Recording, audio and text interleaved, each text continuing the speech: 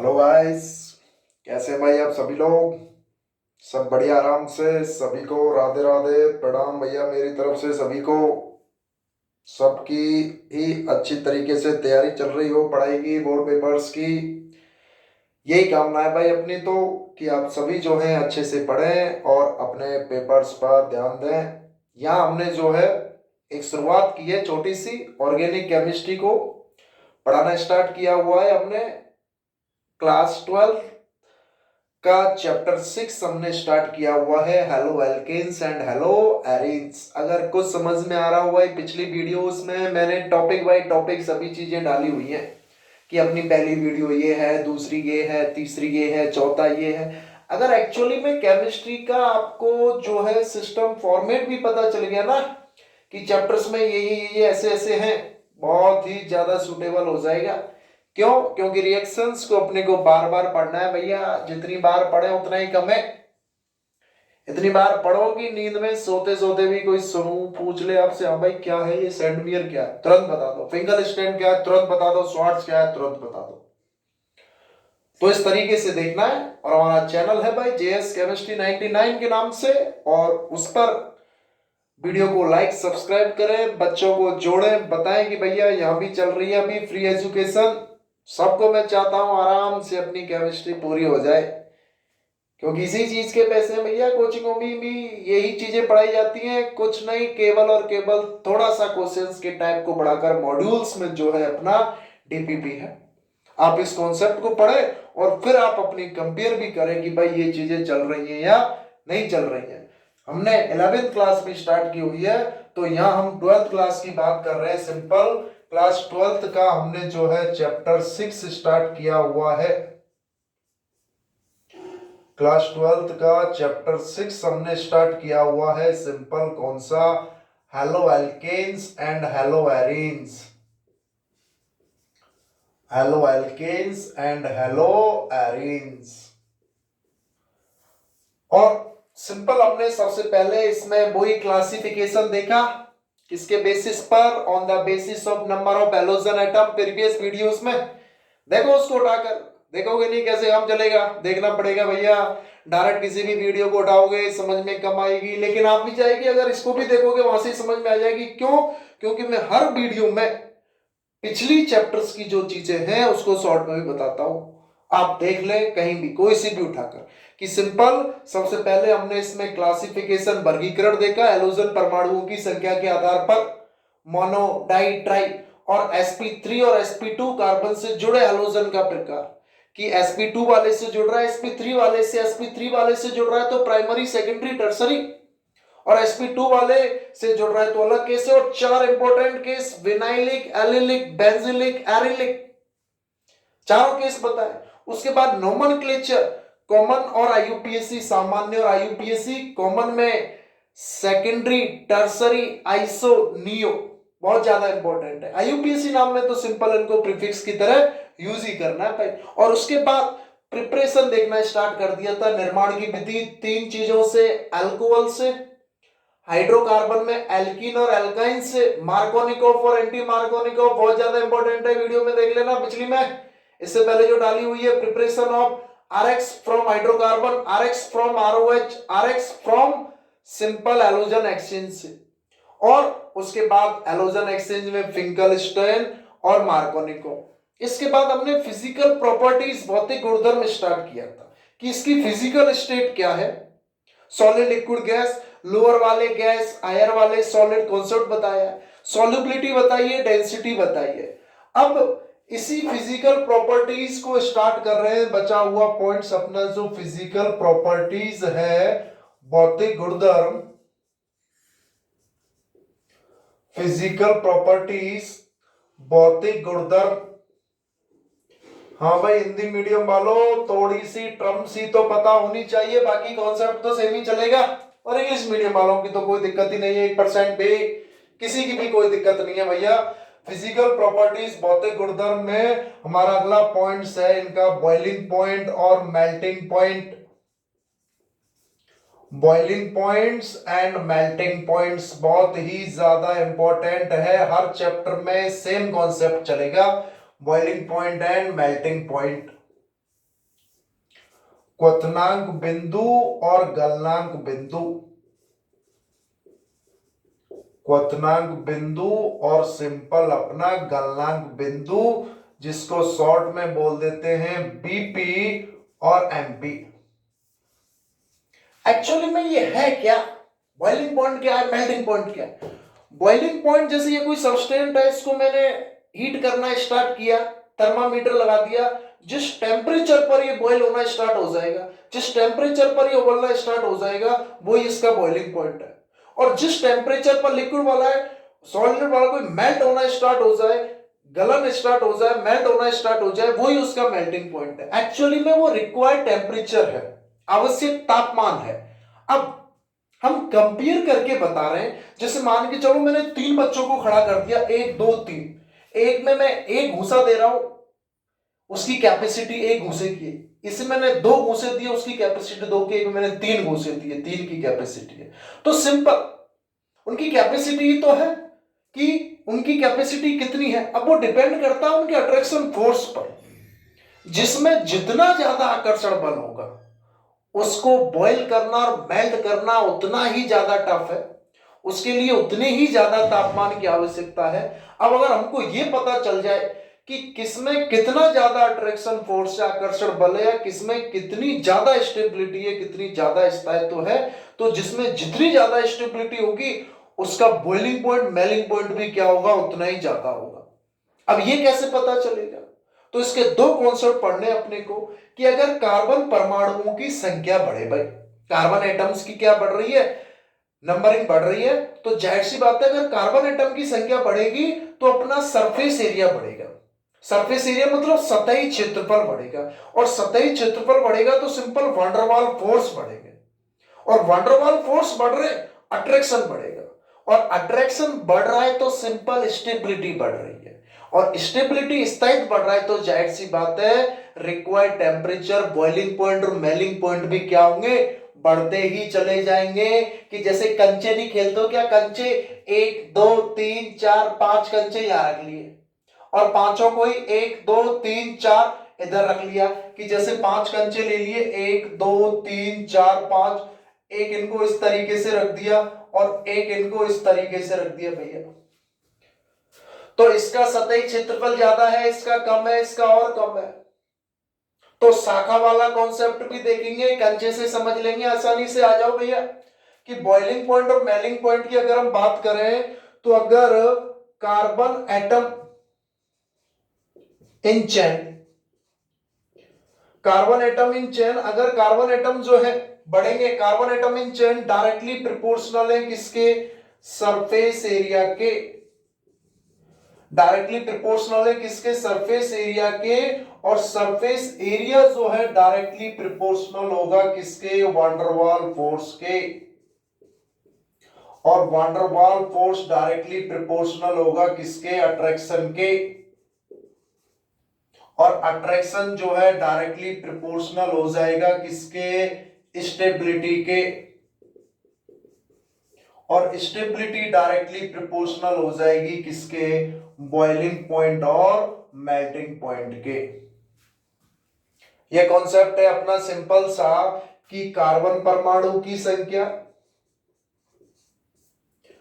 Carbon परमाणु की संख्या डायरेक्टली प्रोपोर्शनल है किसके, सतही क्षेत्रफल के, और सतही क्षेत्रफल डायरेक्टली प्रोपोर्शनल है किसके, वांडरवाल बल के, और वांडरवाल बल डायरेक्टली प्रोपोर्शनल है किसके, आकर्षण के, आकर्षण किसके है, स्थायित्व के, और स्थायित्व किसके है, बॉइलिंग पॉइंट और मेल्टिंग पॉइंट के। यानी कि मैं तो डायरेक्ट भी बोल सकता हूं कि बॉइलिंग पॉइंट और melting point carbon atom in chain के डायरेक्टली प्रोपोर्शनल है। अपना काम तो इतना सा हो गया कि भाई जो बॉइलिंग पॉइंट या मेल्टिंग पॉइंट है वो डायरेक्टली प्रोपोर्शनल है कार्बन एटम के, carbon atom in chain, carbon परमाणुओं की संख्या जितनी ज्यादा बढ़ेगी, सतही क्षेत्रफल उतना ही ज्यादा बढ़ेगा। सतही क्षेत्रफल बढ़ेगा, जाहिर सी बात है वंडरवाल बल बढ़ेंगे, आकर्षण बल बढ़ेगा, स्थायित्व बढ़ेगा। तो जिसका जितना ज्यादा आकर्षण बल होगा, जितनी ज्यादा स्थायित्व होगी, उसको बॉईल करने के लिए या मेल्ट करने के लिए उतने ही ज्यादा किसकी आवश्यकता होगी भैया, तापमान की आवश्यकता होगी। और वो आवश्यक तापमान ही अपना बॉइलिंग पॉइंट और मेल्टिंग पॉइंट है। जैसे अगर ये बढ़ रहा है तो भैया ये भी बढ़ेगा, और ये भी बढ़ेगा तो ये भी बढ़ेगा, तो ये भी बढ़ेगा, तो ये भी बढ़ेगा, तो ये भी बढ़ेगा। ये कम हो रहा है तो ये भी कम होगा, ये भी कम होगा, ये भी कम होगा, ये भी कम होगा, और ये भी कम ही होता चला जाएगा। बहुत ही ज्यादा very very very important concept है, बहुत ज्यादा इंपॉर्टेंट कॉन्सेप्ट है। जैसे मैंने सिंपल लिख दिया क्वेश्चन में कि बॉइलिंग पॉइंट का ऑर्डर बता दो, और यहां लिख दिया अपना क्लोरोइथेन, क्लोरोप्रोपेन और क्लोरोब्यूटेन। तीनों का बॉइलिंग पॉइंट ऑर्डर देख लिया। इसमें 2 कार्बन की चेन है CCCl, इसमें 3 कार्बन की चेन है 1 2 3 Cl, इसमें 4 कार्बन की चेन है CCCCl। तो किसमें सबसे ज्यादा सरफेस एरिया है, ब्यूटेन में। उससे कम किसमें है, प्रोपेन में। उससे कम किसमें है, एथेन में। तो अपना बॉइलिंग पॉइंट का ऑर्डर क्या हो जाएगा, सिंपल कटता हुआ अपना जो है ये बॉइलिंग पॉइंट का ऑर्डर हो गया भाई। समझ में आ रही है क्या कुछ बात, कि एक कॉन्सेप्ट तो अपना ये हो गया भाई इसका बॉइलिंग पॉइंट का। दूसरा कॉन्सेप्ट अगर हम बात करें इसी में ब्रांचिंग की, ब्रांचिंग यानी कि शाखा की। सिंपल ब्रांचिंग जो होती है वो रिवर्सली प्रोपोर्शनल है किसके, सरफेस एरिया के। अभी कंचे से समझाया है कि यहां मैंने जैसे 5 कंचे ले लिए इस तरीके से, 1 2 3 4 5। इन 5 कंचों को एक बार सीधे रखा, एक बार इधर 4 और एक को इधर रख दिया, एक बार इन तीनों को इधर रख दिया। तो आप समझ सकते हो कि जैसे जैसे ब्रांचिंग बढ़ी, सरफेस एरिया सतही क्षेत्रफल कम हो गया। और अगर सतही क्षेत्रफल कम हो गया तो फिर तो ये पूरा का पूरा कॉन्सेप्ट चलेगा, नहीं चलेगा। यानी कि मैं डायरेक्टली बोल दूंगा कि बॉइलिंग पॉइंट और मेल्टिंग पॉइंट जो है रिवर्सली प्रोपोर्शनल है किसके, ब्रांचिंग के। शाखा के डायरेक्टली नहीं, रिवर्सली प्रोपोर्शनल है। और ये शाखा वाला केस किसमें लेना है, सेम कार्बन एटम में। जब समान कार्बन परमाणु हो, same carbon atom in chain, समान कार्बन परमाणु होने चाहिए। सबके लिए थोड़ी लोगे आप, देखो एक 8 कार्बन की चेन है और एक 5 कार्बन की चेन है। अब 5 वाली में भी 2 ब्रांचिंग है और 8 वाली में मैंने 3 लगा दिया। अब आप बोलो कि भाई सर इसमें तो 3 चेन हो गई। अरे सबसे पहले तो कार्बन एटम को ही देखना है भैया। अगर कार्बन एटम ज्यादा है तो पहले उसको देखना है। अगर सेम कार्बन एटम वाले आ जाए, जैसे 6 वाले आ जाए, 5 वाले आ जाए, जैसे यहां मैंने क्वेश्चन लिख दिया सिंपल 20 तरीके से 1 2 3 4 5 Cl, 1 2 3 4 और इधर Cl, और 1 2 3 4 5 Cl। इनका बॉइलिंग पॉइंट ऑर्डर बताना है। अब इसमें भी 5 कार्बन है, इसमें भी 5 कार्बन है, इसमें भी 5 कार्बन है, लेकिन जो ब्रांचिंग है इसमें है सबसे ज्यादा। लेकिन जैसे मैं अगर 6 वाला ले लूं और इधर 1 2 3 4 ये ब्रांचिंग कर दूं, इसमें चाहे देखे 4, लेकिन 1 2 3 4 5 6 7 8 9 कार्बन है, तो इसका ही सबसे ज्यादा होगा। सबसे ज्यादा तो किसका होगा, इसी का होगा। तो इस तरीके से अगर कार्बन एटम ज्यादा है तो वो उस केस में अलग है, कम और ज्यादा। लेकिन ब्रांचिंग वाले केस में सेम कार्बन एटम सब में 5 है, तो ब्रांचिंग इसमें सबसे ज्यादा है, तो सबसे कम किसका होगा, इसका। उसके बाद इसका, और सबसे ज्यादा किसका हो जाएगा, इसका हो जाएगा। इसको इस तरीके से कंचे से समझ लो भैया। जैसे ही शाखा जो है वो सिंपल अपनी सतही क्षेत्रफल के रिवर्सली प्रोपोर्शनल होती है। 2 पॉइंट्स हैं, कुछ समझ में आ रहे हैं क्या। कि सिंपल एक तो ये कार्बन परमाणु की संख्या वाला और एक ये सिंपल अपनी शाखा वाला केस। तीसरा केस अगर मैं इसी में बात करूं तो वही फ्लोरीन, क्लोरीन, ब्रोमीन, आयोडीन, इनका तो मॉलिक्यूलर मास ही ज्यादा है। अगर मास ज्यादा है तो बॉइलिंग पॉइंट जो है डायरेक्टली प्रोपोर्शनल है किसके, मास के, यानी कि द्रव्यमान के डायरेक्टली प्रोपोर्शनल है। जैसे मैंने क्वेश्चन लिख दिया इस तरीके से, CH3 CH2F, CH3 CH3 CH3 CH2 और Cl, कार्बन एटम सभी में सेम है, CH3 CH2 Cl, इधर लिख दिया CH3 CH2Br और इधर लिख दिया भैया CH3 CH2 आयोडीन। तो सबसे ज्यादा तो किसका होगा, आयोडीन का होगा, क्योंकि सबसे बड़ा है तो सतही क्षेत्रफल भी ज्यादा हो गया या मास भी ज्यादा हो गया।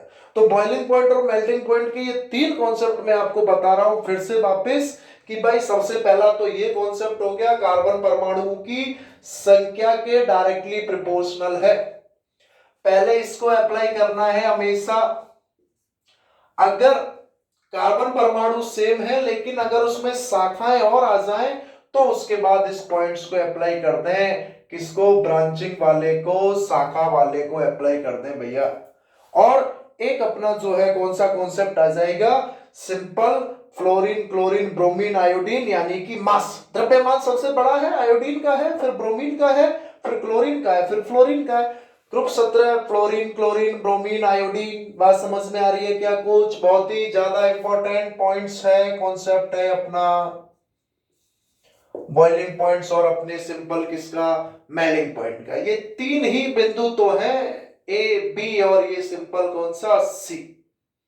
कुछ बात समझ में आ रही है क्या भाई?